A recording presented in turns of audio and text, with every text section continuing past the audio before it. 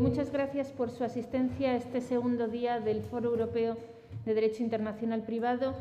Durante esta mañana vamos a tener dos sesiones del foro y un encuentro bilateral entre España y Grecia.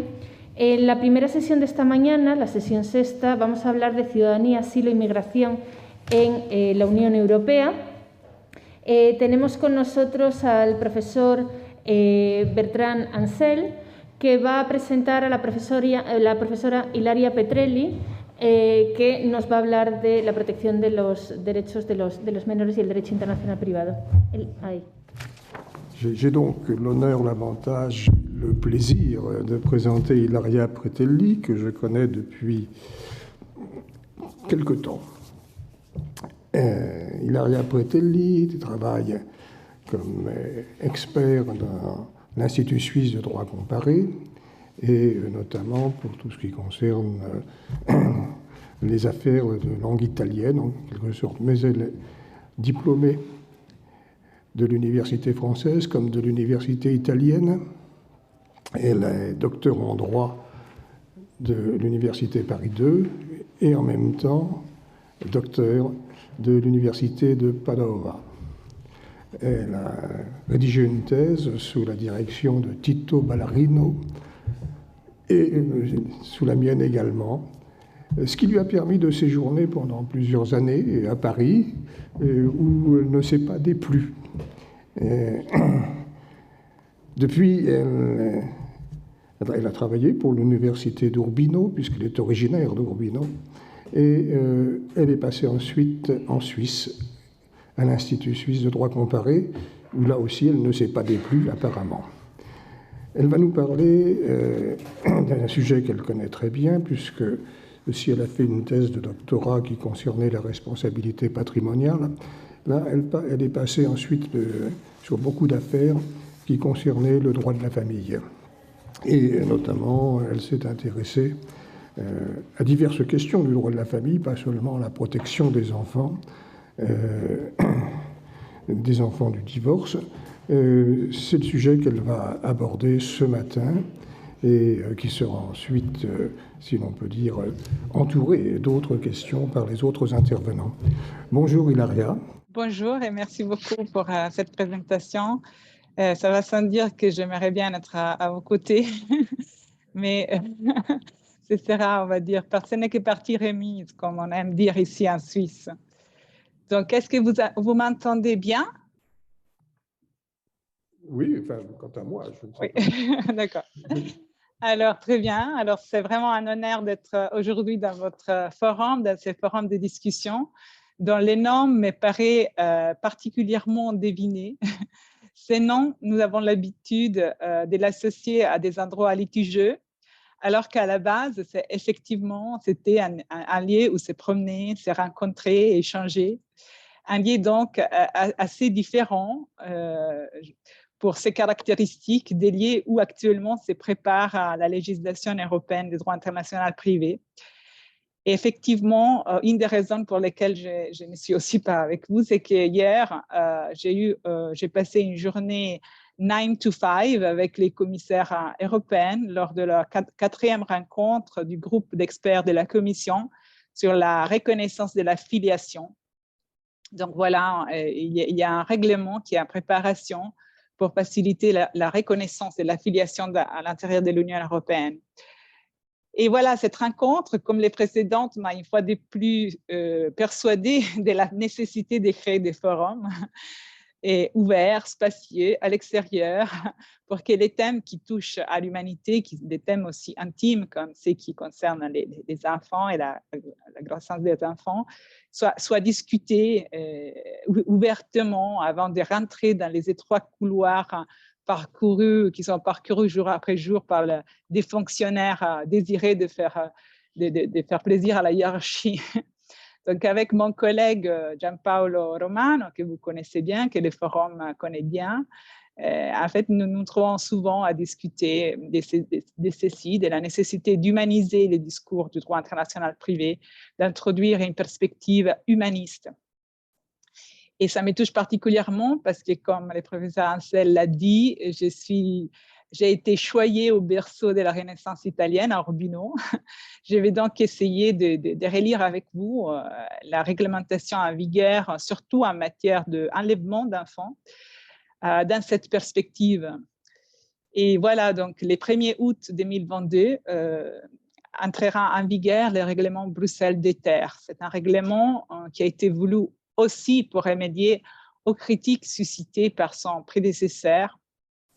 Effectivement, il convient de rappeler qu'étant la deuxième, qui est la troisième version du règlement Bruxelles 2, on était créé, se sont donnés pour but, en tout cas, celui d'améliorer les règles relatives à l'enlèvement international d'enfants qui sont déjà établies à l'échelle supranationale par la Convention de l'Haye de 1980.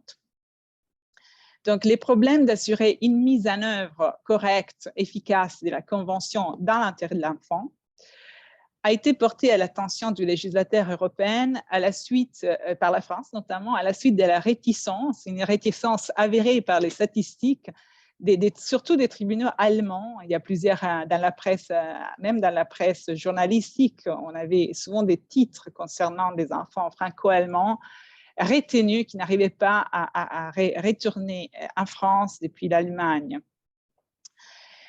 Cependant, à l'intérieur de l'Union européenne, les problèmes du retour de l'enfant a pris une dimension tout à fait particulière à l'Union européenne.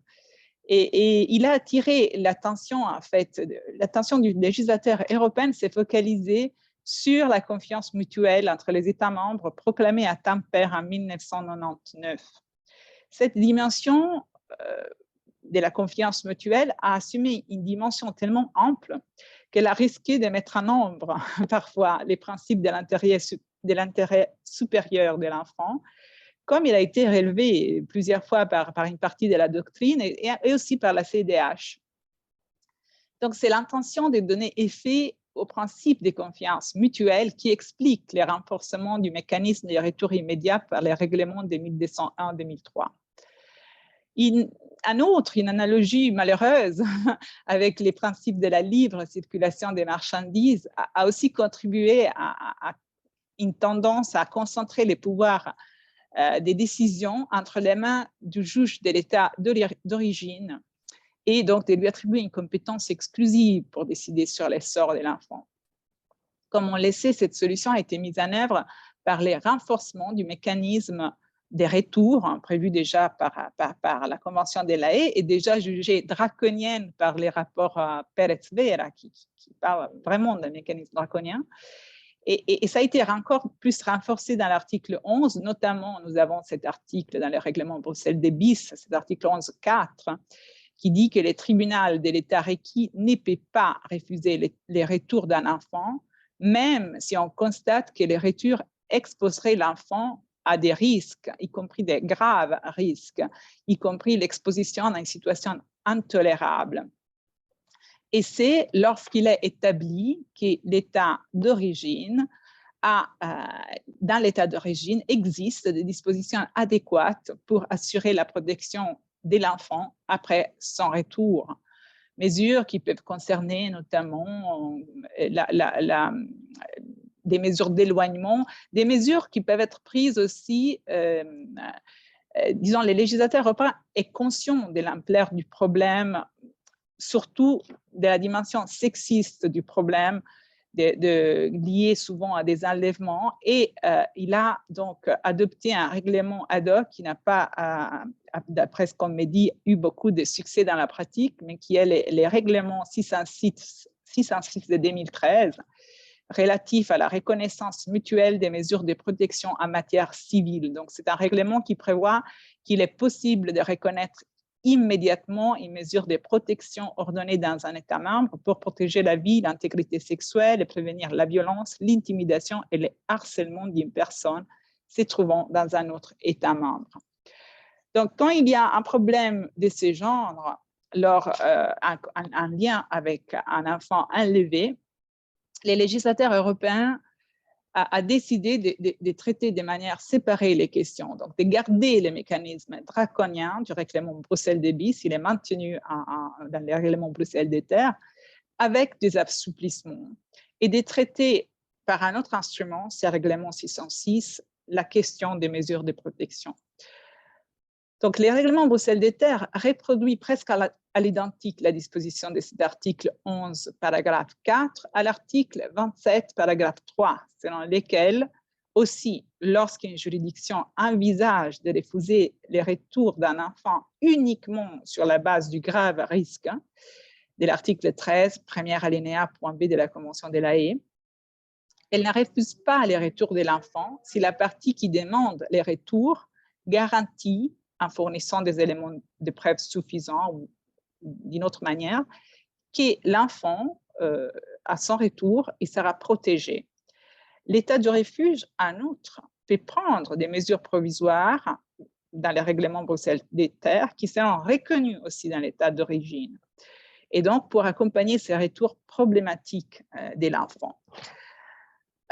Voilà, et problématique pourquoi? Parce qu'il s'agit bel et bien de ne pas respecter ce qui impose l'article 13, premier alinéa, point B. En d'autres termes, un État membre qui a ratifié la Convention de La Haye se trouve aujourd'hui confronté, depuis longtemps d'ailleurs, se trouve confronté à un dilemme, à une sorte de double lien difficile à résoudre. Doit-il appliquer la règle conventionnelle qui lui impose de ne pas ordonner un retour si le retour expose l'enfant à un risque grave ou à une situation intolérable?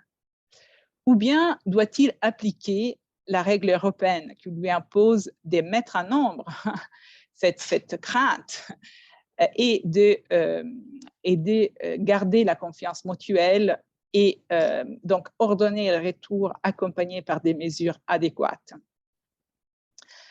Évidemment, cette hypothèse, on va la confronter avec des cas réels, mais disons que les critiques auxquelles s'est exposé ces mécanismes déjà prévus par l'article 11, paragraphe 4, ont amené à assouplir la règle de cet article par des aménagements, des compromis, et pour lesquels on peut se demander si le remède n'est pas pire du mal. En effet, l'assouplissement plus important à la règle du retour en dépit de l'existence d'un risque est celle qui est prévue aux articles 56, paragraphe 4 à 56, paragraphe 6 de la refonte du règlement Bruxelles des terres. Ces articles prévoient que dans des cas exceptionnels, l'autorité compétente en matière d'exécution, donc l'autorité qui doit exécuter, qui doit garantir le retour de l'enfant, peut, à la demande de la personne contre laquelle l'exécution est demandée, ou si le droit national le prévoit, à la demande de l'enfant concerné, ou de toute partie intéressée agissant dans l'intérêt supérieur de l'enfant, suspendre la procédure d'exécution. Et c'est si l'exécution risque d'exposer l'enfant à un grave danger physique ou psychique du fait d'empêchements temporaires qui sont apparus après que la décision a été rendue ou de tout autre changement de circonstances significatives. Donc, on garde un espace de parole au juge de l'exécution,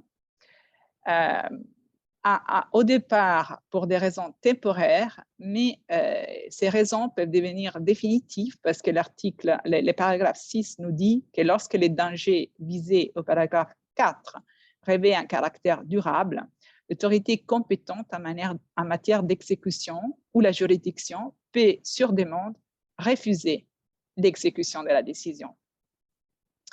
Il s'agit donc d'une solution de compromis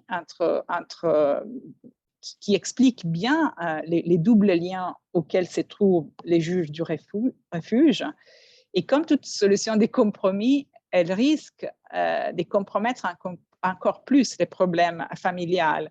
Parce qu'au moment de l'exécution d'une décision de retour, nous sommes normalement dans une phase où la famille a déjà traversé plusieurs enfers, si l'on peut dire, où la famille est déjà très éprouvée émotionnellement, et les revirements cette incertitude peut peser lourdement sur la famille et donc sur l'enfant qui est concerné. Or, pour comprendre comment on en est arrivé là, il faudrait prendre un peu de recul et relire la Convention de La Haye de 1980 à l'aune de la réalité qui est sous nos yeux depuis bien 40 ans, en fait. Alors, les problèmes abordés à l'époque par la Convention de 1980 est les mêmes qui sera décrit un peu plus tard par Huntington avec son livre sur les conflits de civilisation.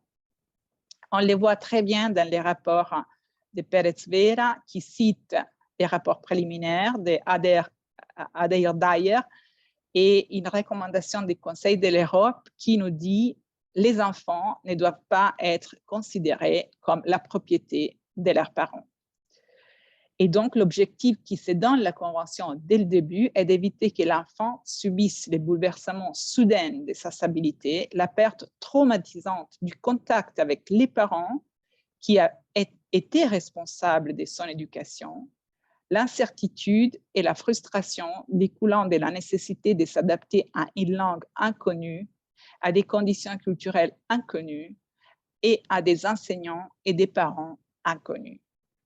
Donc, on voit bien que les paradigmes sur lesquels se fonde la Convention est celui des cas de kidnapping, des véritables kidnappings, dans lesquels un parent qui n'a pas la garde, qui n'a pas assumé l'éducation de l'enfant et qui n'est donc pas très présent dans la vie de l'enfant, l'enlève ou les fait enlever pour l'amener dans un environnement qui est assez étrange à l'enfant.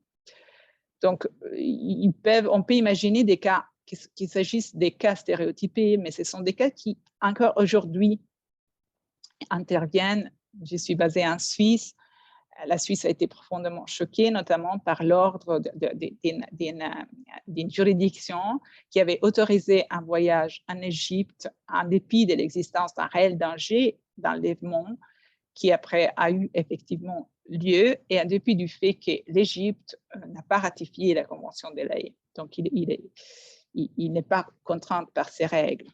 Effectivement, il s'agissait de des filles qui avaient à l'époque dès et 4 ans, qui ont été amenées là pour des vacances, autorisées par les juges en dépit des risques évoqués par la mère, et puis qui ont été ramenées en Suisse après quelques années, donc après 5 ans. Elles ont été rapatriées en Suisse grâce à une action diplomatique, toute gérée par le ministère suisse des Affaires étrangères. Une autre affaire qui n'a pas eu cette solution concerne une autre mère qui a épousé un homme algérien cette fois-ci et qui a été résolue par la voie de la médiation internationale, mais c'est une solution qui est très difficile à accepter, j'imagine, pour tout le monde en fait, parce que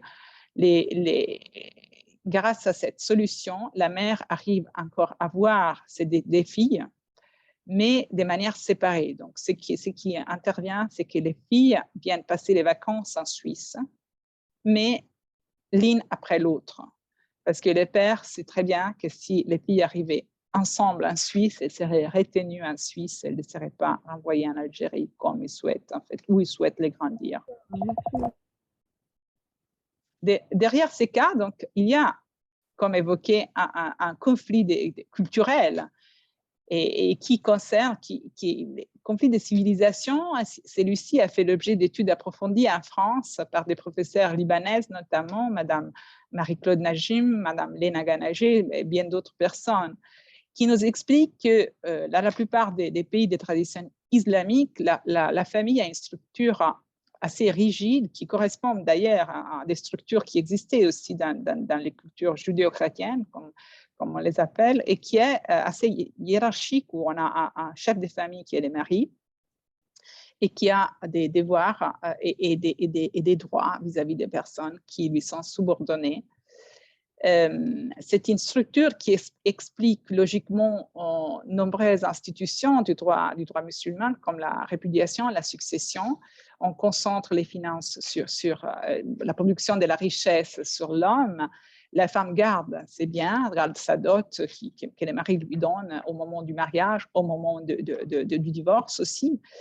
Et elle est soumise à ses ordres, disons, et elle a un devoir d'obéissance plutôt, c'est plus joli comme ça. Et à la suite du divorce, quand il y a des enfants mineurs, il y a une distinction qui est faite en droit musulman entre la prise en charge de l'enfant, qui est appelée hadana, je m'excuse pour ma prononciation si jamais, la hadana, et l'autorité, qui est la wilaya, par contre. L'autorité est dévolue au père et comprend les devoirs de fournir ces soutiens financiers indispensables. Et la hadana, les soins, sont confiés à la mère. Dans la hadana, il y a aussi un droit d'établir la résidence de l'enfant, parce que la mère peut décider de sa propre résidence, et c'est dans sa propre résidence qu'elle amène les enfants. La seule limite au droit de la femme qui s'occupe des enfants de fixer sa résidence concerne, elle ne doit pas empêcher avec son choix de résidence au père d'avoir un contact avec ses enfants. Cette hadana prend fin à différents moments. Ça dépend des traditions juridiques. Il y a des pays où elle prend fin très tôt, à l'âge de 10 ans pour les garçons, à l'âge de 7 ans pour les filles. Et il y a d'autres pays où cette hadana prend fin avec la majorité ou même au-delà. Donc, à la lumière de ces droits, la situation d'une mère qui s'occupe de son enfant et déplace sa résidence à l'étranger ne relève pas toujours du caractère, n'a pas toujours un caractère illicite si l'on interprète les articles 3 et 5 de la Convention de La Haye de 1980 de manière autonome, en tenant compte de la nécessité de donner au sens des mots de la Convention une interprétation uniforme. En revanche, cela devient un enlèvement si l'on donne aux mêmes articles une interprétation internationale privatiste. C'est-à-dire, si nous ne regardons pas qui a la garde, qui s'occupe de l'enfant au quotidien, mais si on regarde qui a la responsabilité parentale, qui a les titres sur l'enfant. Il est important de rappeler ici que le mécanisme de retour de l'enfant a été conçu, comme le professeur Ansel m'a enseigné d'ailleurs, comme une application de la protection possessoire, de la possession à la sphère familiale. Comme dans cette protection, on ne va pas regarder qui a la propriété, qui est les propriétaires légitimes pour ordonner la réintégration dans la possession. On regarde la jouissance paisible avec la tolérance d'autrui. Donc, mutatis mutandis, ce qui ressort de la Convention et du rapport qui accompagne la Convention, c'est la volonté de considérer que celui qui, avec l'accord de l'autre parent, s'est occupé des besoins et de la croissance de l'enfant est responsable de l'enfant.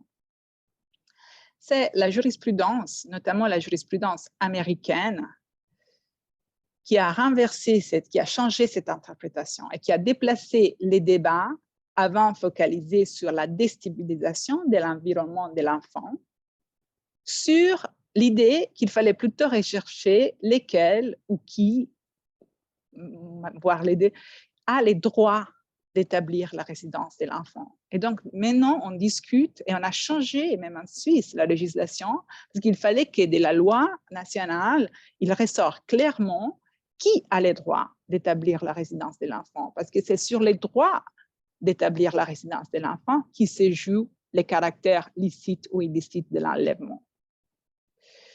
De plus, ce débat a grandi en parallèle avec la diffusion progressive de la garde partagée. Donc, cette évolution de la garde partagée s'est faite parallèlement à cette évolution et elle remède aussi, elle est aussi en lien avec la Convention parce que je crois qu'elle remède à la plus grande défaillance de la Convention de 1980. Et cette défaillance est admise par les rapports Peretz-Vera. Les parents non gardiens, qui est typiquement les pères à l'époque de la Convention, et typiquement non pas pour des raisons statistiques, mais pour des raisons historiques précises. Les parents non gardiens donc n'avaient aucun moyen d'empêcher, selon la Convention de 1980, les déplacements de l'enfant. Donc, les juges américains, dans les cas qui s'est présenté avec les époux Abbott, il s'est trouvé confronté à cette triste réalité où il ne pouvait pas assurer au père Abbott la protection garantie qui aurait été garantie à la mère par la Convention de l'Haye, puisque c'était la mère qui avait la garde de l'enfant.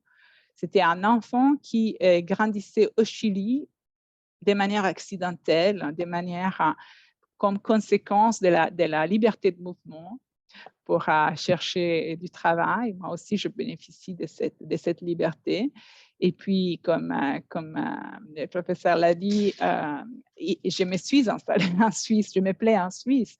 Mais effectivement, il y a beaucoup de cas où, au moment où on se déplace pour des raisons de travail, comme c'était le cas des époux Abbott, on se déplace pour des raisons temporaires et la résidence ne peut pas avoir, n'a pas toujours la résidence habituelle, n'exprime pas toujours un lien très fort avec les pays comme c'était le cas. Là, les époux étaient une américaine et l'autre anglais. Et au moment du divorce, ils ont eu l'idée très peur que l'autre rentre dans son pays avec l'enfant. Donc, ils ont obtenu des ne-exit orders par les autorités chiliennes.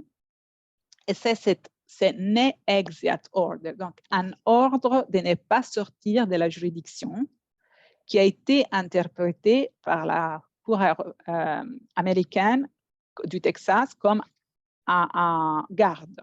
Donc, le ne-exit order a été considéré une manifestation de la garde, une violation du droit de décider de la résidence de l'enfant. Et donc, à partir de ces cas-là, qui a été salué avec enthousiasme par la doctrine, aussi américaine, disant finalement une protection aussi pour les pères, à partir de ces cas-là, on a commencé à mettre sur le même plan les kidnappings avec les transferts illicites de la résidence d'un enfant, comme c'était le cas de Mme Abbott, qui avait transféré l'enfant de manière illicite, mais qui n'avait pas déstabilisé l'enfant, disons, en le privant du parent qui était en train de s'occuper de lui au quotidien. Ces problèmes de l'inclusion du transfert illicite dans les cas d'enlèvement international d'enfants apparaît dans toute sa gravité, surtout dans les cas de violences contre les femmes, qui sont maintenant reconnus par la Convention d'Istanbul de 2011. Je vous présente un autre cas. Il s'agit de deux parents qui vivaient au Maroc. La mère était de nationalité espagnole et portugaise, les pères de nationalité française. Ils s'étaient mariés en France en 2013 et ils avaient eu un enfant en 2014 au Maroc. Puis après, la mère a voyagé avec l'enfant en Suisse, puis au Portugal, et puis s'est installée à New York. Et le père a demandé le retour de l'enfant au Maroc. Les deux parents ont essayé de démontrer qu'il y avait de la maltraitance vis-à-vis de l'enfant, mais la femme a été jugée plus crédible que l'homme. Et donc, le retour n'a pas été ordonné en dépit du fait que des mesures avaient été prises au Maroc vis-à-vis du père. Et donc, qui aurait démontré à la vie du défendeur que l'enfant n'était pas en danger au Maroc. Donc, souvent, des cas comme ça peuvent être une tentative désespérée d'un parent d'échapper à un chapitre très sombre de la vie avec l'enfant. Et il est assez paradoxal que face à des situations de ce type, on préfère mettre en avant les droits de l'enfant à entretenir des relations personnelles et des contacts directs réguliers avec ses deux parents, un droit de l'enfant fondamental qui est protégé par l'article 10 de la Convention sur les droits de l'enfant, mais qui doit être balancé, bien évidemment, avec les droits reconnus par la Convention à la vie, à l'intégrité et aussi au droit de l'enfant de voir ses besoins matériels et affectifs satisfaits.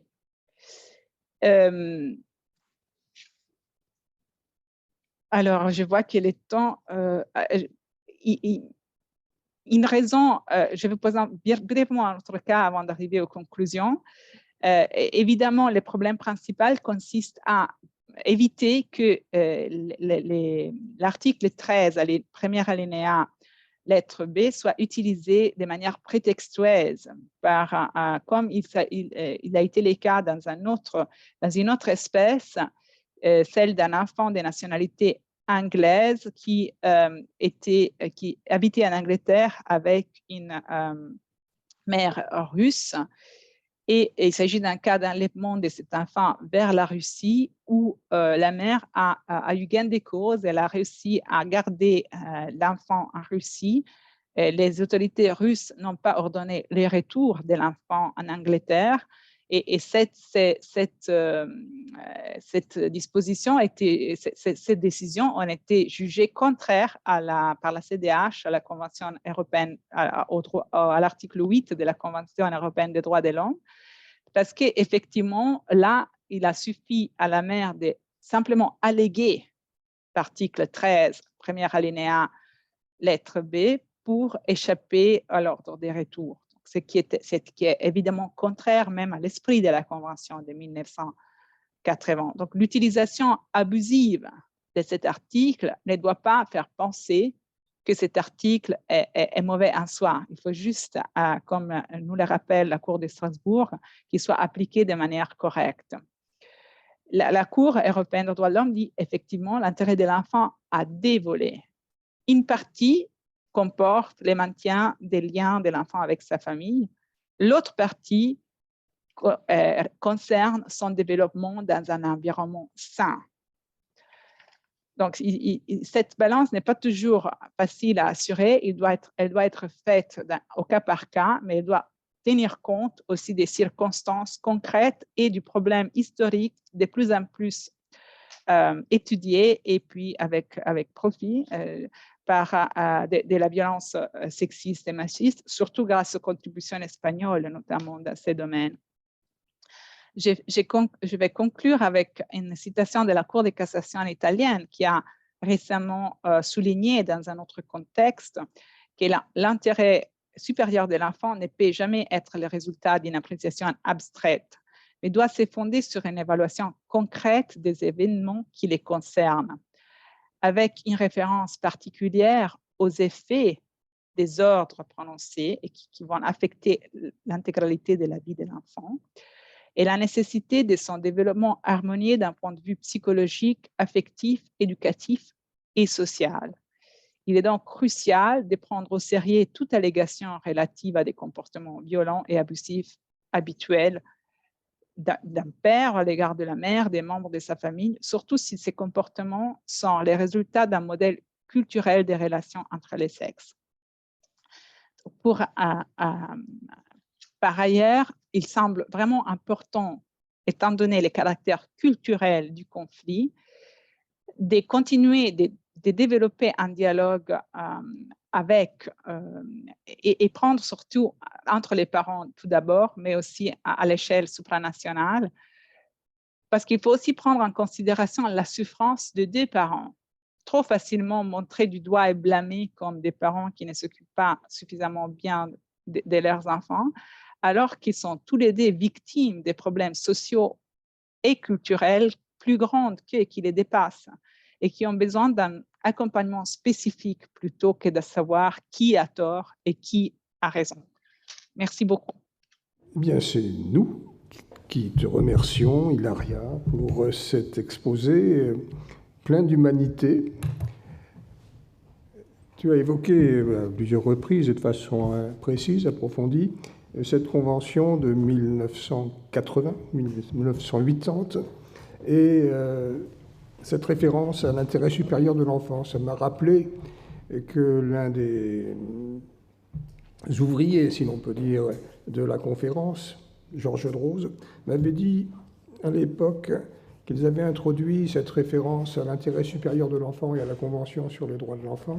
Ils l'avaient introduit parce qu'ils pensaient qu'il fallait mettre de la souplesse dans le fonctionnement des mécanismes qui étaient mis en place. Mettre de la souplesse, mais qui ne pouvait pas préjuger des avantages et des inconvénients. Effectivement, ce qui lui avait paru plus essentiel, c'était la conception non pas américaine qui a été adopté par la suite de la relocation de l'enfant, mais la conception qui avait été promue notamment par les représentants français de la protection possessoire. Malheureusement, l'évolution n'a pas suffisamment été attentive à cette orientation. Bien, je ne vais pas reprendre tout ce que tu as dit, qui était parfaitement clair, et je crois qu'il est temps de passer la parole à d'autres intervenants. Merci beaucoup, Monsieur Bertrand. Merci, Hilaria. It's a pleasure for us you stay with us today in this forum. I have to give I speak in Spanish now for the other people. Le voy a dar la palabra, tengo que cambiar el orden de exposiciones por determinadas cuestiones de los ponentes. Muchas gracias, Hilaria Petrelli, nuevamente. No te vayas, stay with us, Hilaria, because we have a debate in a few minutes. Susana Sardina está con nosotros. Hemos cambiado el orden de la intervención de Susana porque tenía que irse. Es profesora adjunta y coordinadora del Departamento de Ciencias Sociales de la Escuela Superior de Educación de Ciencias Sociales del Politécnico de Leira. Nos va a hablar de la incursión de las implicaciones jurídico-políticas de la ciudadanía de la Unión y la condición de extranjero en la Unión Europea. Por favor, Susana, 5 minutos muy breves porque tenemos muchas intervenciones. Susana, cuando quieras. Hola, muy bien, buenos días. Mi nombre es Susana Sardinha Monteiro. Estoy hablando desde Portugal, desde Leiria. Quiero empezar por felicitar por la organización del foro, felicitar a todos los ponentes, a los comunicantes y una palabra especial para Ana. Mi ponencia se titula Incursión en las implicaciones jurídico-políticas de la ciudadanía de la Unión y la condición de extranjero en la Unión Europea. Les voy a pedir perdón, intentaré no dañar mucho vuestra lengua, haré mi mejor. Así, con la constitucionalización y el reconocimiento en 1992 de la ciudadanía de la Unión por el Tratado de Maastricht, los nacionales de los Estados miembros empezaron a beneficiar de un conjunto de derechos previstos en el Tratado de la Comunidad Europea. Y así el paradigma de los derechos de las personas de la entonces Comunidad Económica Europea ha cambiado de derechos de contenido económico a derechos de ciudadanía con expresión en el dominio central de cualquier ciudadanía, el político. No pretendo realizar aquí un análisis detallado del contenido material de la ciudadanía de la Unión, sino de sus ambigüedades y de sus implicaciones o consecuencias que van más allá del plan jurídico y asumen una clara dimensión política. Así, y no obstante la importancia política de la constitucionalización de la ciudadanía en los tratados, importa destacar algunas de sus principales ambigüedades. La primera ambigüedad deriva del hecho de que la Unión ha creado un estatuto en el que no tiene cualquier intervención en la determinación de sus beneficiarios, una vez que en el artículo 20, número 1 del Tratado de Funcionamiento de la Unión Europea se dice que será ciudadano de la Unión toda persona que ostente la nacionalidad de un Estado. Y esa, la competencia para determinar la atribución de la nacionalidad, es una competencia de los Estados.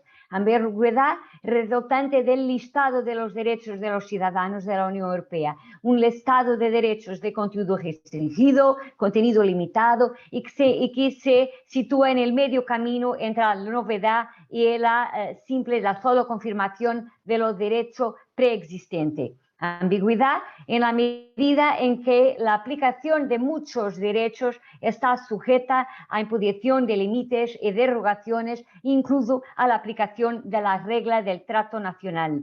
Ambigüedad una vez que en el artículo 20, número 2 del tratado, se establece que los ciudadanos son titulares de derechos y están sujetos a deberes establecidos en los tratados, pero no se encuentra en los tratados la previsión de esos deberes. Ambigüedad en la medida en que en el ámbito tradicional de cualquier ciudadanía, el político, la de la Unión Europea se ha limitado a lo que llamo el mínimo ético indispensable, el sufragio activo y pasivo en las elecciones europeas y municipales. Ambigüedad en la medida que muchos de sus derechos no son incluso exclusivos de los ciudadanos de la Unión Europea, pero también de otras personas físicas con residencia en un Estado miembro e incluso a las personas jurídicas que tengan su domicilio social en un Estado miembro.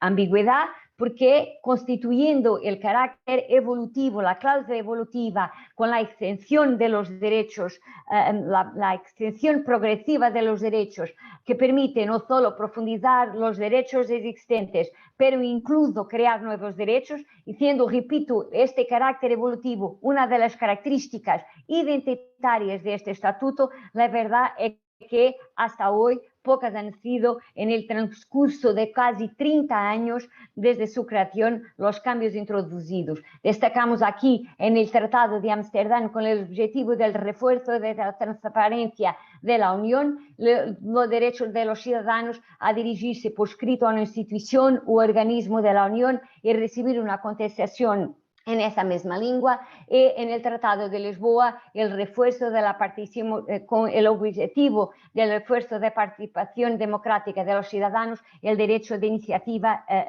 ciudadana. Ambigüedad sobre todo porque sus beneficiarios, los beneficiarios de la ciudadanía, los nacionales de los Estados miembros, no la conocen, no conocen la ciudadanía. Hay un desconocimiento generalizado por parte de los ciudadanos del estatuto de que benefician y de su contenido, o sea, de sus derechos. Lo cierto es que casi 30 años después de su consagración, sigue siendo un estatuto desconocido de la gran mayoría de los ciudadanos. Y importa recordar que la consagración de la ciudadanía, el objetivo era de crear una unión más estrecha entre los pueblos de Europa, era de reforzar, de reforzar el carácter democrático de la Unión y de esta forma responder a las críticas tan a menudo señaladas del déficit democrático de la integración europea. El objetivo era acercar a las personas a la Unión, reunirlas, comprometerlas con la Unión. Pero subrayar esta indiferencia de los ciudadanos es un lugar común. Es importante pasar de las palabras a los hechos.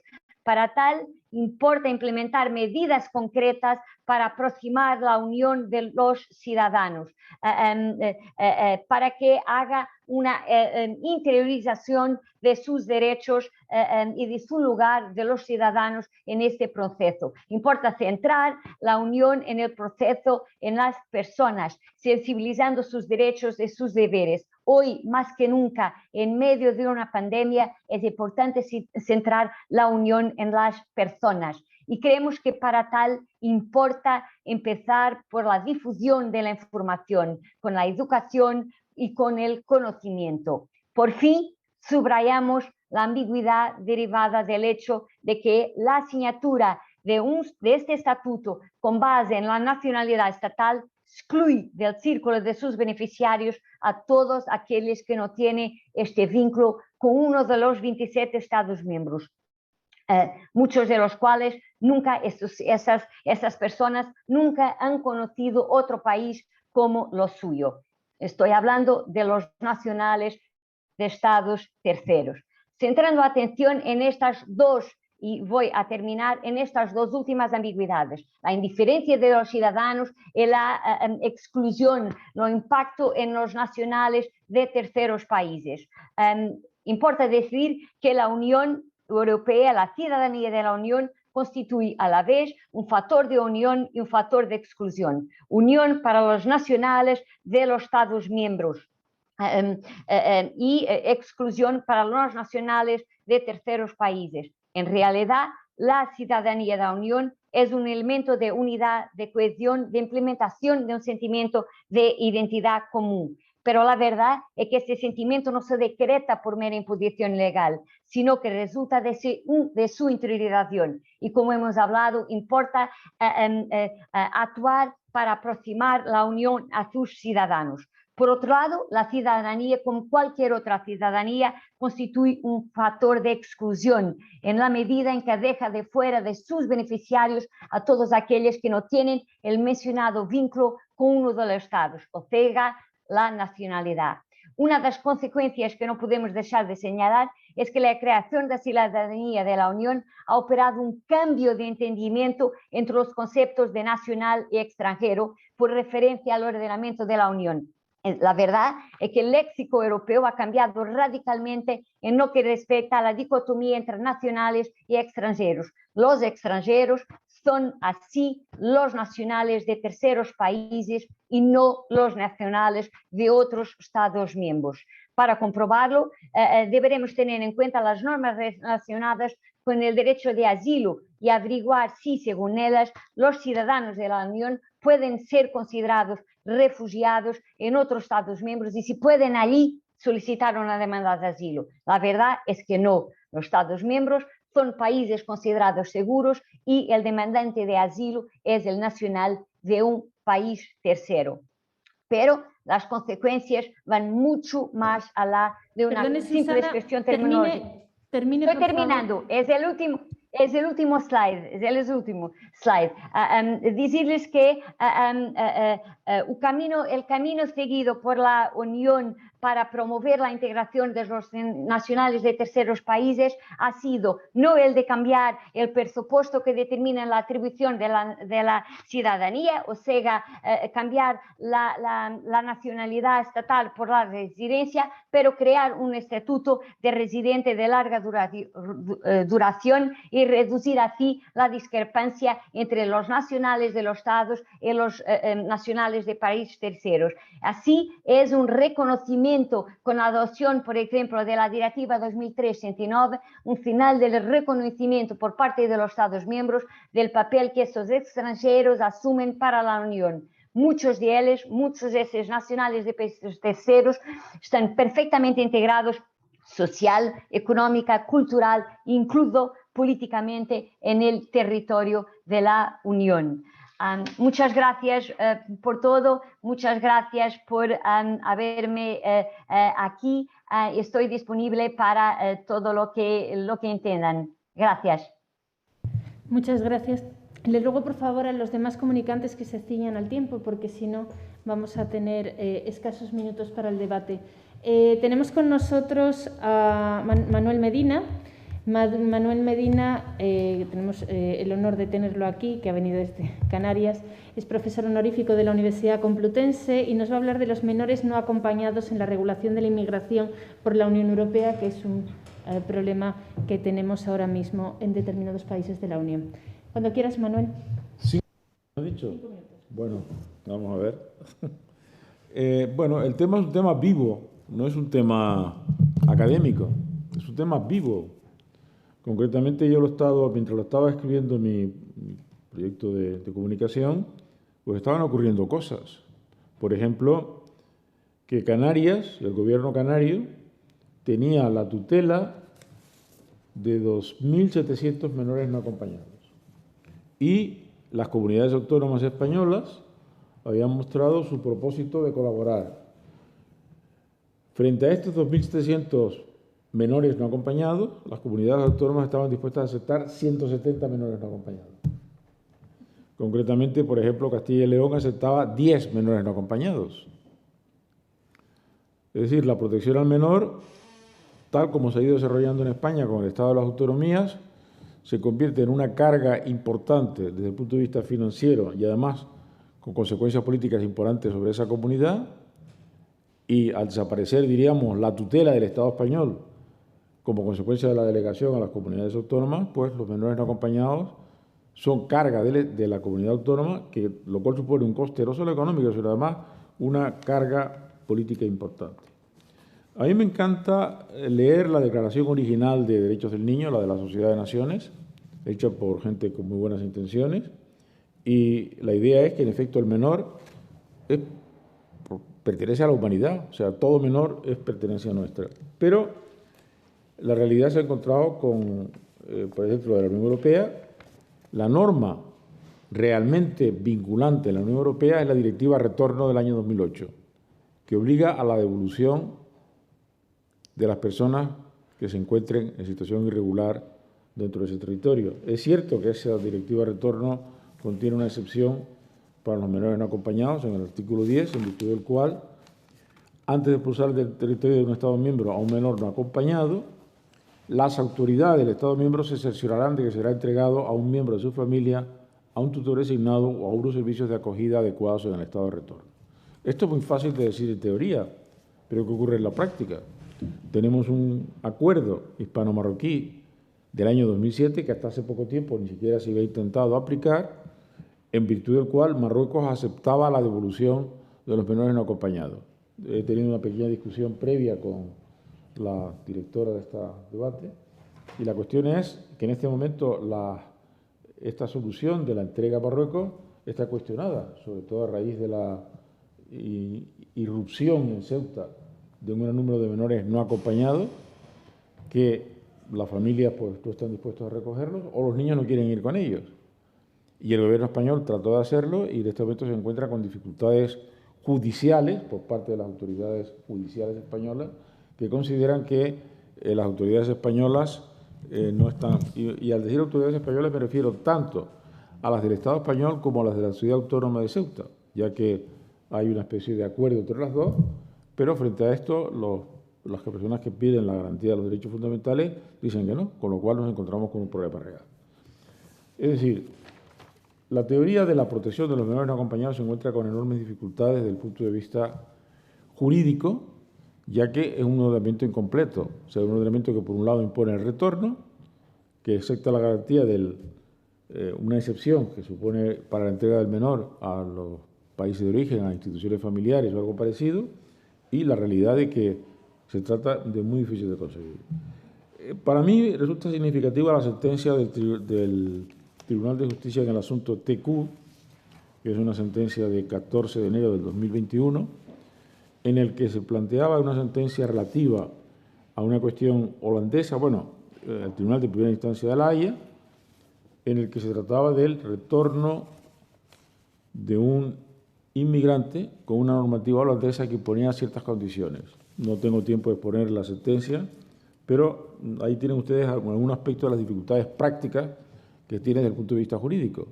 La existencia de una legislación nacional dirigida a conseguir el retorno con unas ciertas exigencias de edad, a una edad determinada, y por otro lado, la dificultad práctica de conseguirlo.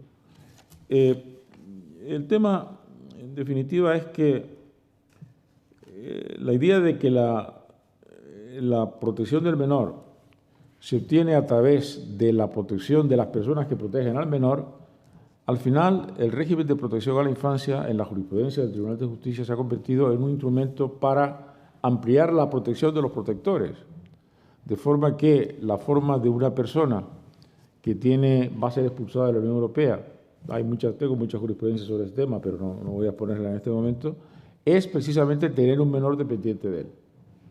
Con lo cual, la protección del menor, en la práctica de la jurisprudencia de la Unión Europea, se convierte en una protección de las personas que deberían teóricamente proteger al menor, al reconocerse ciertos derechos y la imposibilidad de expulsión. Esto requeriría una discusión que en este momento no puedo hacer, con una serie de referencias jurisprudenciales, pero que espero poder exponer de forma escrita en algún momento determinado. En definitiva, es una materia incompleta, es decir, los principios generales en los que estamos todos de acuerdo en la protección del menor se encuentran como unas prácticas que no tienen nada que ver con la realidad. Por ejemplo, la devolución al Estado de origen, a la familia de origen. Es que la familia del Estado de origen no quiere que el menor vuelva al Estado de origen. Concretamente, para muchos, siendo prácticos, para muchos padres marroquíes, el mandar al niño en una patera a Canarias es una especie de beca para que Canarias pueda aprender un idioma, incorporarse a la Unión Europea y trabajar en ella. Es una forma de desprenderse de ello, con lo cual, cuando se trata de identificar a la familia del menor, teóricamente el menor no conoce a su familia y a pesar de que habla todos los días telefónicamente con ella, cuando se le pregunta, dice que no existen. Bueno, yo no me he limitado más que a hacer unas cuantas cosas. Creo que si alguien tiene interés en discutir Muchísimas el tema, gracias, Manuel. La verdad que es un tema para el debate. A ver si conseguimos tener preguntas sobre esto. Lucas Andrés Pérez Martín está con nosotros también. Es profesor contratado, doctor de Derecho Internacional Privado de la Universidad de Las Palmas de Gran Canaria, que nos va a hablar del incumplimiento de España de la normativa europea e internacional de la protección de los menores extranjeros no acompañados a su llegada a la mayoría de edad. Cuando quieras, Lucas.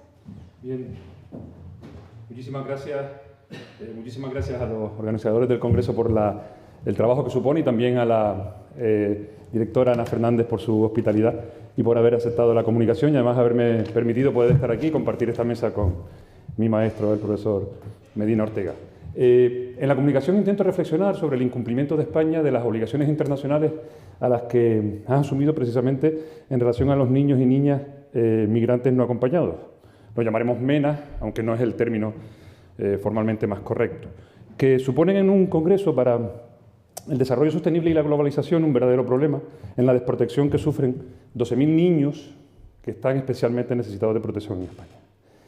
También lo haremos reflexionando sobre la concepción que se ha generalizado de que los MENAs, cuando llegan a la mayoría de edad, dejan de tener esa protección, pasan de 100 a 0, que yo creo que es una lectura equivocada de esas obligaciones internacionales.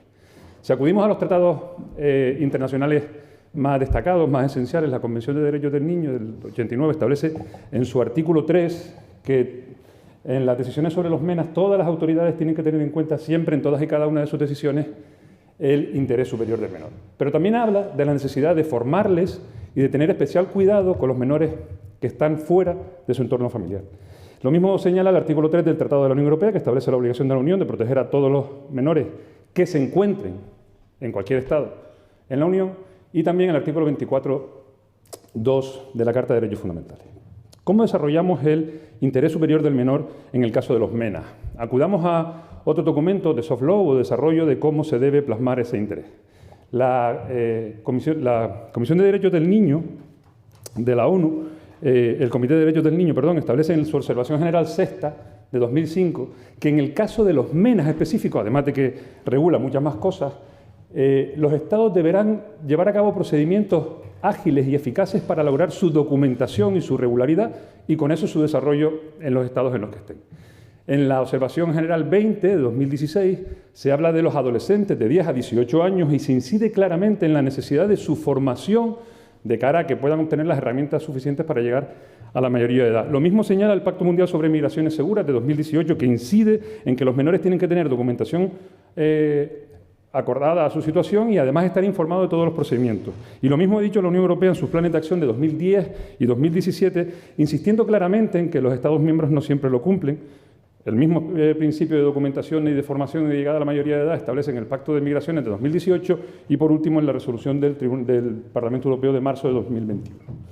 ¿Qué pasa cuando llegan a la mayoría de edad? Aquí queríamos reflexionar sobre la jurisprudencia del Tribunal de Justicia, como dijo el profesor Ortega, pero también sobre un convenio internacional que creo que está algo olvidado. En cuanto a la jurisprudencia del Tribunal de Justicia, hay dos importantes sentencias, 18 de abril de 2018 y 16 de julio de 2020, que establecen que todos los MENAs, aunque lleguen a la mayoría de edad, su protección mientras eran menores de edad tiene que ampliarse en ese momento en todos aquellos procedimientos en los que no hayan finalizado y se esté analizando cuál es su situación jurídica. Hay una muy interesante sobre la solicitud de refugio de una MENA, que una vez que obtiene el refugio pasado la mayoría de edad, se le considera con derecho a solicitar la reagrupación de sus familiares como cuando era menor de edad. Y también queremos destacar la Convención Iberoamericana de la Juventud, aplicable en España de 2008 y en 7 países más de Iberoamérica, aplicables a los jóvenes entre 15 y 24 años, nacionales o que residan en los estados firmantes. España, uno de ellos. Y recordemos que por el artículo 35.7 los MENA se deben considerar residentes aunque no tengan la documentación y establece la obligación de todos los estados de documentar, formar y preparar a esos jóvenes ya adolescentes de más de 18 años para su situación futura. Frente a esto, ¿qué tenemos? Tenemos artículos 196 a 198 del Reglamento de Extranjería que establece, en cuanto a la documentación, que España deberá documentar a los MENAs cuando se conozca o se sepa ya la imposibilidad de repatriación durante el periodo de 9 meses.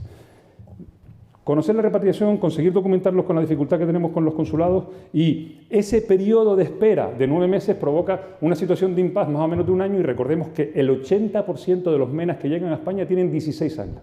Eso significa que la normativa prevé la posibilidad de que lleguen cerca de los 17 años y medio, el tiempo que sea cerca de los 18, sin haber llevado a cabo ninguna actividad. Y no existe una clara coordinación, a pesar del pacto existente, el protocolo marco para los MENAs, una clara coordinación entre los menores. Eso significa que en gran cantidad de los casos los MENAs llegan a la mayoría de edad sin ni siquiera haber intentado su documentación. No lo digo yo, no lo dicen las ONGs, lo dice el Defensor del Pueblo, lo dice la Fiscalía General y lo dice también el Comité de Derechos del Niño. De hecho, en Canarias he preguntado, me he entrevistado con varias ONGs, como Amé Enviaye, que lleva desde 2016 trabajando con MENAs, es el presidente de Canarias Acogida, doble grado y máster en Canarias, y me dice que en su experiencia el 90% de los MENAs nunca se les inicia la solicitud de documentación. 90% de los MENAs. ¿Qué pasa? Y voy acabando, cuando llegan a la mayoría de edad. Cuando llegan a la mayoría de edad, el 5 o el 10%, los que tienen residencia regular, tienen que tener informe positivo de la Administración y una oferta de trabajo. Oferta de trabajo, unos niños de 18 años. Pero es que los que no tienen documentación tienen que tener el informe positivo, asegurar medios por el 100% del IPREN, 564 euros, y además tienen que tener, no una oferta de trabajo, tienen que tener un contrato de trabajo. ¿Qué MENA tiene un contrato de trabajo con 18 años sin haber estado integrado, sin tener ninguna documentación? Pues prácticamente ninguno. Así pues, creemos que el sistema legal y administrativo español provoca un claro incumplimiento de las obligaciones legales internacionales que tiene España, que es documentarlos con celeridad, formarlos, que lleguen a la mayoría con posibilidad de tener la residencia regular, y que en ese momento de la residencia regular puedan desarrollar una vida adulta inicialmente en esos primeros años de su mayoría de edad en España. Existe en la actualidad un proyecto de modificación de los artículos 196 a 198 del Ministerio de Inclusión, que ha encallado un poquito en algunas discusiones con el Ministerio del Interior y que verdaderamente van en la buena línea, y creo que además la profesora Arbaz hablará de ello justo después de mí. Muchas gracias.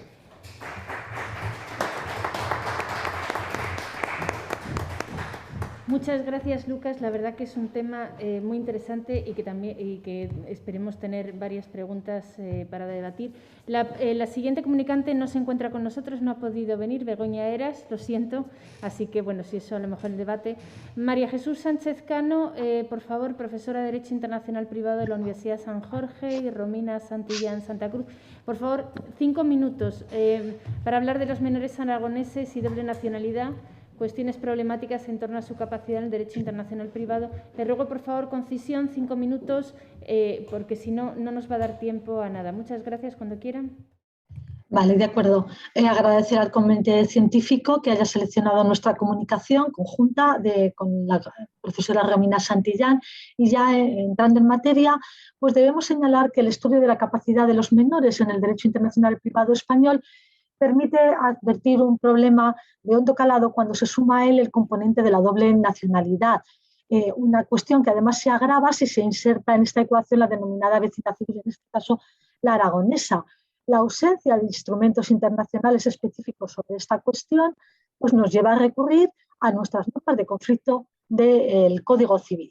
Y con este escenario de fondo, pues la presente comunicación va a abordar los conflictos que se puedan originar ante estas hipótesis en orden a determinar la capacidad de obrar del menor. El punto de partida de nuestra exposición lo va a constituir un supuesto real al que han tenido acceso las autoras de la presente comunicación. Se trataba de 3 menores de edad con domicilio en Zaragoza, uno de ellos mayor de 14 años, con nacionalidad peruana de origen, que posteriormente optaron por la nacionalidad española en los términos del artículo 20 del Código Civil, dado que se encontraban bajo la patria potestad de una ciudadana española. Desde ese momento, los menores pasaron a ostentar doble nacionalidad española-peruana en virtud del artículo 11.3 de la Constitución española y del artículo 1 del Convenio sobre doble nacionalidad entre España y Perú. A partir de ahí surgen 2 interrogantes a las cuales pretendemos dar respuesta en esta exposición. ¿Qué ley regirá la capacidad de los menores? ¿La española o la peruana?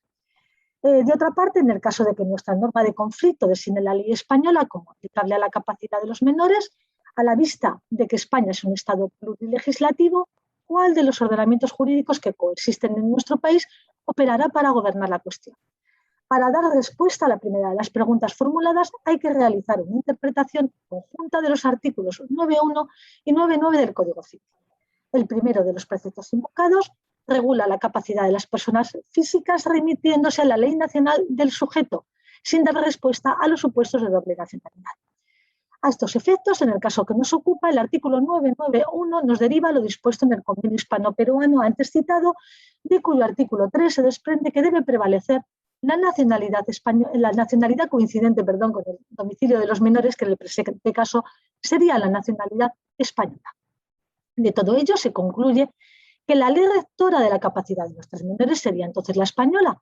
No obstante, como ya se ha apuntado, nuestro país se caracteriza por contener un sistema plurilegislativo en el cual, conforme al artículo 148.1.8 de la Constitución española, existen comunidades con competencias en materia de derecho civil propio, como sería el caso de la comunidad aragonesa. Por este motivo, para dar respuesta al segundo de los interrogantes planteados, habrá que acudir a nuestra norma de solución de conflictos internos, el artículo 16 del Código Civil, que ordena aplicar las reglas de los artículos 8 al 12 del Código, sustituyendo el punto de conexión nacionalidad por el de vecindad civil. Ello, trasladado al 9.1, conduciría a aplicar la ley de la vecindad civil del sujeto. Doy paso en este punto a la profesora Santillán. Muchas gracias, profesora Sánchez Cano. Pues bien, retomando inmediatamente lo anterior, cabe preguntarse qué vecindad civil tienen los 3 menores del supuesto examinado. La solución a esta cuestión se encuentra en el artículo 15 del Código Civil, que en lo que respecta a la hipótesis objeto de esta exposición, llevaría a que los niños optasen por la vecindad civil aragonesa, en atención a su residencia habitual en Zaragoza y también en atención a que su madre ostenta dicha vecindad civil. Luego, la aplicación conjunta de los artículos 9.1, 9.9 y 16 del Código Civil en relación con el convenio hispano-peruano de doble nacionalidad, así como con los artículos 15 y 20 del Código Civil, conducirían a la aplicación de la ley de la Comunidad Autónoma de Aragón, es decir, el Código del Derecho Foral de Aragón. Al respecto, debe saberse que el artículo 5.3 del Código del Derecho Foral de Aragón dispone que la representación legal por aquellos que detentan la autoridad familiar o, en su defecto, el tutor, termina al cumplir el menor los 14 años. De manera que la capacidad de los menores se completa en adelante con la asistencia que en cada caso proceda. Por ejemplo, con la asistencia de uno solo de los progenitores de haberlos. En consecuencia, sobre esta materia, el Código del Derecho Foral de Aragón contiene un régimen dicotómico y diferenciado que regula por separado la situación de la persona menor de edad según haya cumplido o no los 14 años de edad. Por ello, la sección segunda del capítulo 1 del título 1 del Código mencionado se ocupa de la persona menor de 14 años que opera de ordinario en la vida jurídica mediante los actos de sus representantes legales, excepto en los actos relativos a los derechos de la personalidad y los demás enunciados en el artículo 7 del Código del Derecho Foral de Aragón, que realiza por sí sola si tiene para ello suficiente juicio. Y con esto ya voy terminando. Por su parte, la sección tercera del capítulo 1 del título 1 antes mencionado recoge la regla de que el menor que ha cumplido 14 años puede realizar por sí mismo toda clase de actos y contratos dentro de las exigencias que marca la ley. El menor mayor de 14 años no tiene representante legal, si bien en la generalidad de los casos la plena validez de sus actos requiere la asistencia de uno cualquiera de sus padres que esté en ejercicio de la autoridad familiar o en su defecto del tutor. De todo lo expuesto puede concluirse que la capacidad de los menores de nuestro estudio se gobernará por lo dispuesto en el Código del Derecho Foral de Aragón, con las diferentes consecuencias que esto conlleva, en función de que hayan alcanzado o no los 14 años de edad. Con esta última reflexión que acabo de hacer, damos por terminada nuestra intervención. Muchas gracias a todos por la atención prestada. Muchas gracias María Jesús, muchas gracias Romina. Doy la palabra a Ana María Vidal Cardona, doctora en Derecho, profesora asociada del Departamento de Derecho Internacional Privado de la Universidad Pompeu Fabra de Barcelona, que nos va a hablar de la delegación de la potestad parental como instrumento de protección de menores en los procesos migratorios. Cuando quieras, Ana. 5 minutos, por favor. Sí, voy a intentar ser muy breve, espero que me escuchéis. No sé si se me ha colgado. ¿Me escucháis bien? Sí, te oímos y vemos la presentación. Vale, pues muchas gracias por admitir mi comunicación. Muchas felicidades por el congreso que estáis realizando y voy a ser muy breve. Como dice el título, lo que pretende esta comunicación es exponer cómo esa figura de la delegación de la potestad parental puede ser un instrumento útil para la protección de los menores en los procesos migratorios. Sitúo un poco dónde se produce esta figura, dónde se puede tener cabida esta figura. Podemos tener en cuenta una serie de casuística. He puesto la cafala, aunque esto daría lugar a una explicación mucho más extensa, pero nos vamos a centrar en aquellas casuísticas que son, por ejemplo, guarda y custodia judicial a favor de familia extensa, es decir, no a favor de los progenitores biológicos, menores que están con los abuelos que están ejerciendo funciones de guardadores de hecho, menores a cargo de otras personas que no son familiares, pero en las que tienen esta delegación parental para poderse ocupar de las mismas, y aquellas situaciones en las que ha habido en el país de origen una renuncia a la potestad parental a favor de otros familiares o otros cuidadores. Y esto en un proceso migratorio del menor, es decir, tenemos un menor en el país de origen que se desplaza al país de residencia, al país de recepción, acompañado de esta persona que no es su progenitor biológico, ninguno de los dos. Puede ser que se desplace con ellos o puede ser que por algún motivo se produzca esta situación ya en el país de recepción. Pero lo que sí que hay es ese desplazamiento del menor de un país a otro. Para llegar a esta conclusión de que esta delegación de la potestad parental, esta figura, puede ser un elemento importante para configurar la protección de estos menores, voy a hacer un análisis muy rápido de la jurisprudencia. Un auto muy importante es el de la Audiencia Provincial de Barcelona, de 14 de mayo de 2018. Es cierto que aplicando Código Civil de Cataluña, pero este auto, en un caso de una menor desplazada a España con delegación de la potestad parental a favor de los tíos residentes en España, se planteó la solicitud de que estos tíos fuesen declarados tutores de esta menor para, entre otras cosas, poder arreglar su situación administrativa en España.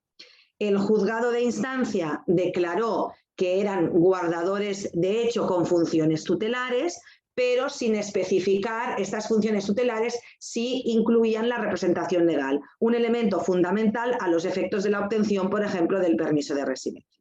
Se planteó recurso ante la Audiencia Provincial de Barcelona y en este caso la Audiencia Provincial de Barcelona dijo que la delegación de la potestad parental era posible, que esto suponía una suspensión de la potestad parental a favor de los guardadores de hecho, que eso implicaba las funciones tutelares, incluida la representación legal, y que esto no era contrario al orden público. Recordemos que había una resolución judicial del país de origen en el que se homologaba un acuerdo de delegación de potestad parental y se había instado este procedimiento a través de un exequatur.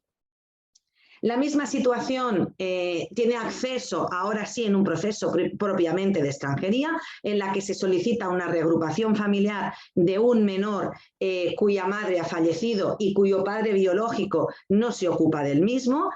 Como consecuencia, la tía biológica del menor obtiene en el país de origen una resolución judicial con intervención del Ministerio Fiscal, otorgándole a la misma la guarda de ese menor, y con esa resolución judicial pretende reagrupar al menor. La Oficina de Extranjeros deniega porque dice que la tía no es un familiar reagrupable, se va al contencioso administrativo que admite esa reagrupación en base a esa doctrina interpuesta por la misma Audiencia Provincial de Barcelona, y eso llega al Tribunal Superior de Justicia de Cataluña, que la confirma y encuadra esta situación dentro de uno de los supuestos del artículo 17 para permitir la reagrupación familiar. Perdón. En contrapartida encontramos un auto de la Audiencia Provincial de Lugo que deniega un exequatur de una resolución dominicana en la que había una atribución de la potestad parental de la madre biológica a favor de la esposa del padre biológico difunto. La menor se encontraba ya en España. se alegaba en ese mismo procedimiento la jurisprudencia de la Audiencia Provincial de Barcelona, pero la Audiencia Provincial de Lugo considera que no es el mismo supuesto, que no es la misma situación fáctica, que no se puede aplicar, y en consecuencia deniega ese exequatur, y la consecuencia práctica es que ese menor queda en desamparo, recogiendo la misma sentencia, la misma resolución judicial de Lugo, que se le trasladó al Ministerio Fiscal para que inste lo que corresponda, porque este menor evidentemente no tiene ninguna persona de referencia. Llegado a este punto, y ha sido un análisis muy rápido, entendemos que la delegación de la potestad parental es una figura válida, que no es contraria al orden público y que puede ser una figura para la protección de estos menores que realizan estos procesos migratorios, porque es mucho más acorde con el interés primordial del menor el tener un familiar, aunque sea de familia extensa, o incluso una persona que no sea familiar, pero que se haya ocupado del menor desde hace tiempo, que no dejará al menor desamparado una vez se encuentra en España. Evidentemente se podrían establecer unos requisitos para permitir este reconocimiento de esta figura. Uno de ellos podría ser la atribución judicial o con control judicial en el país de origen.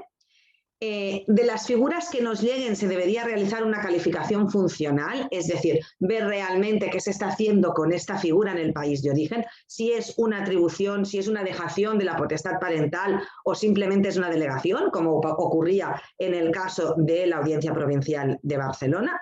En todo caso, no proceder a la inadmisión de plano de estas figuras y dejar a los menores sin ningún adulto representante legal de los mismos ni referente de los mismos y entrar en el sistema de protección de menores, teniendo en cuenta siempre el interés superior del menor.